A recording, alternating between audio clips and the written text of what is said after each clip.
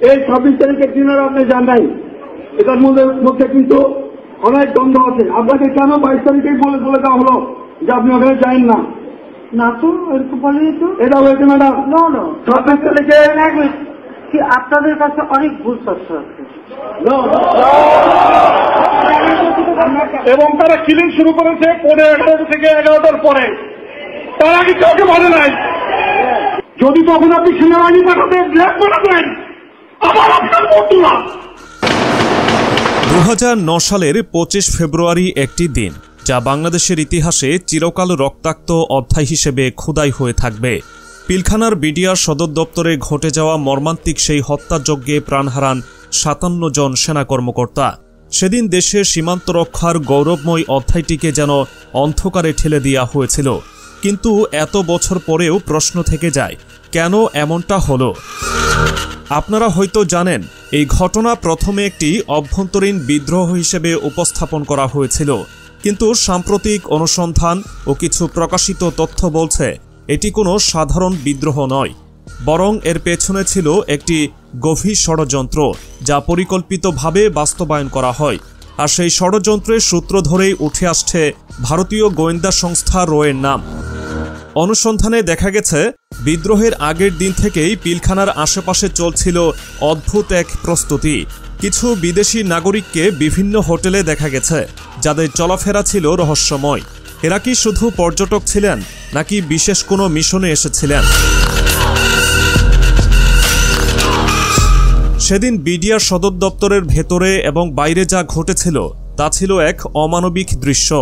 হত্যাকাণ্ডের নির্মমতা এমন ছিল যে যারা সেখানে ছিলেন তারা এই দৃশ্য চোখে না দেখলে বিশ্বাস করতে পারতেন না। বিদ্রোহীরা একের পর এক সেনা কর্মকর্তাকে হত্যা করে, আর বাইরে থেকে যেন সবকিছু পরিকল্পনা করে দিক নির্দেশনা দেওয়া হচ্ছিল। এখানেই উঠে আসে একটি প্রশ্ন, এই বিদ্রোহের নেতৃত্বে কারা ছিল? অনুসন্ধানে জানা যায় এটি ছিল একটি বহিরাগত ষড়যন্ত্রের ফল। ভারতের গোয়েন্দা সংস্থা র কিভাবে এই হত্যাযজ্ঞে অংশ নিয়েছিল তা জানতে গেলে কিছু অতি প্রাসঙ্গিক ঘটনা তুলে ধরতে হবে। প্রকাশিত প্রতিবেদনে দেখা যায়, ভারতীয় প্রশিক্ষিত কিলারদের একটি দল পিলখানায় প্রবেশ করেছিল দুটি ভিন্ন কৌশলে। একদল খেলোয়াড়ের বেশে একটি বিডিআর পিকআপে প্রবেশ করে, আরেকদল রোগী সেজে নাম্বারবিহীন একটি অ্যাম্বুলেন্সে। বিদ্রোহ শেষ হওয়ার আগেই তারা এই অ্যাম্বুলেন্স ব্যবহার করে ঘটনাস্থল ত্যাগ করে। কিন্তু কিভাবে তারা দেশের নিরাপত্তা ব্যবস্থার এত কাছে পৌঁছে গেল? এখানেই উঠে আসে রাজনৈতিক ষড়যন্ত্রের কথা। অভিযোগ উঠেছে তৎকালীন সরকার এবং তাদের কিছু ঘনিষ্ঠজন এই ষড়যন্ত্রের নেপথ্যে কাজ করেছেন। অবসরপ্রাপ্ত মেজর জেনারেল তারেক সিদ্দিক, শেখ ফজলুল করিম সেলিম, জাহাঙ্গীর কবির নানক সহ আরও কয়েকজন প্রভাবশালী নেতা এই ঘটনার সঙ্গে সরাসরি যুক্ত ছিলেন বলে দাবি করা হয়। এই ষড়যন্ত্র শুধু পরিকল্পনায় সীমাবদ্ধ ছিল না, বরং এটি বাস্তবায়নেও একাধিক স্তরে কাজ করা হয়েছিল। জানা যায়, হত্যাযজ্ঞের রাতে ভারতীয় কিলারদের একটি বিশেষ বিমানে তুলে দেওয়া হয়। সেই ফ্লাইটটি দুবাইগামী ছিল এবং তা 2 ঘন্টা দেরিতে ছাড়ে। কিন্তু কেন দেরি করা হয়েছিল? সেই ফ্লাইটে ঠিক কি ঘটেছিল? এই প্রশ্নের উত্তর আজও অধরা। এমনকি ঢাকার ফার্মগেটের একটি হোটেল ইম্পেরিয়াল এই হত্যাকাণ্ডের কেন্দ্রবিন্দুতে ছিল। ভারতীয় গোয়েন্দা সংস্থার সদস্যরা এবং কিলার গ্রুপ এখানেই অবস্থান করেছিল, আর এখান থেকেই তারা পুরো হত্যাকাণ্ডের পরিকল্পনা পরিচালনা করে।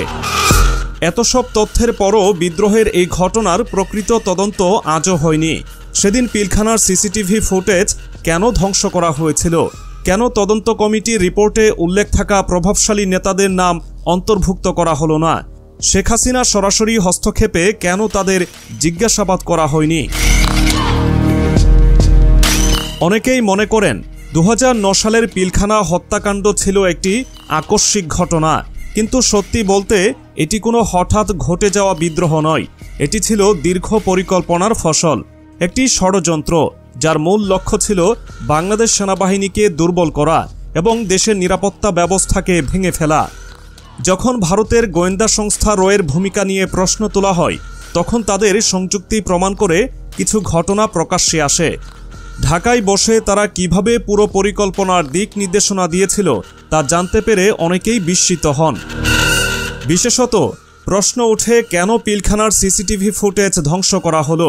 এর পেছনে কি উদ্দেশ্য লুকিয়েছিল? অনুসন্ধানে জানা যায় BDR DG lieutenant general Moinul Islam, যিনি ঘটনার পরপর দায়িত্ব নিয়েছিলেন, তিনি ফুটেজ নষ্ট করে দেন।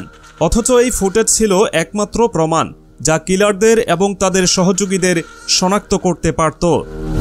আরেকটি বিষয় লক্ষণীয়, তৎকালীন সেনাপ্রধান মইনুল আহমেদ, যিনি এই ঘটনার সময় দায়িত্বে ছিলেন, কেন সেনাবাহিনীকে যথাযথভাবে ব্যবহার করে সেনা কর্মকর্তাদের জীবন বাঁচাতে ব্যর্থ হলেন? অভিযোগ উঠেছে এটি ছিল তার চরম গাফিলতি, এবং এই গাফিলতি শুধু দায়িত্বহীনতা নয়, বরং একটি পরিকল্পনার অংশ। এখানেই শেষ নয়, আরও জানা যায় তদন্ত কমিটির প্রতিবেদনও অসম্পূর্ণ রাখা হয়। বিশেষ করে আওয়ামী লীগের প্রভাবশালী নেতাদের নাম রিপোর্ট থেকে বাদ দেওয়া হয়। শেখ হাসিনার নির্দেশে তাদের জিজ্ঞাসাবাদও বন্ধ রাখা হয়। তদন্তের এ ঘাটতি কেন? কেন এমন একটি গুরুত্বপূর্ণ ঘটনাকে ধামাচাপা দেওয়ার চেষ্টা হলো? আর যারা এই ষড়যন্ত্রের মাস্টারমাইন্ড, তাদের বিরুদ্ধে কোনো ব্যবস্থা কেন নেওয়া হলো না? একই সঙ্গে ভারতের সঙ্গে সম্পর্কিত একটি চমকপ্রদ তথ্য প্রকাশ্যে আসে। অনুসন্ধানে জানা যায় পিলখানা হত্যাকাণ্ডের পরিকল্পনা ও বাস্তবায়নে ভারতের গোয়েন্দা সংস্থা রয়ের পাশাপাশি তাদের বিশেষ প্রশিক্ষণপ্রাপ্ত কিলার গ্রুপও সরাসরি যুক্ত ছিল। ঢাকার ফার্মগেটের ইম্পেরিয়াল হোটেলই ছিল তাদের অপারেশনাল ঘাঁটি। কিন্তু প্রশ্ন হলো, এই হত্যাকাণ্ডের চূড়ান্ত উদ্দেশ্য কী ছিল? বিশ্লেষকরা বলছেন এটি কেবল সেনা কর্মকর্তাদের হত্যার পরিকল্পনা নয়, বরং এটি ছিল একটি বৃহৎ ষড়যন্ত্র যা বাংলাদেশ সেনাবাহিনীকে দুর্বল করে দেশের সার্বভৌমত্ব হুমকির মুখে ফেলার চেষ্টা। আরেকটি বিষয়ও উঠে আসে, ভারতীয় কিলার গ্রুপটি পিলখানা থেকে বের হয়ে সরাসরি বিমানে উঠে দুবাই পালিয়ে যায়। ফ্লাইটটি প্রায় 2 ঘন্টা দেরি করে ছাড়ে, যা পুরো ঘটনার একটি স্পষ্ট যোগসূত্র। অথচ এত বড় একটি ঘটনার পরও কেউ এই বিষয়টি নিয়ে প্রশ্ন তুলতে সাহস পায়নি।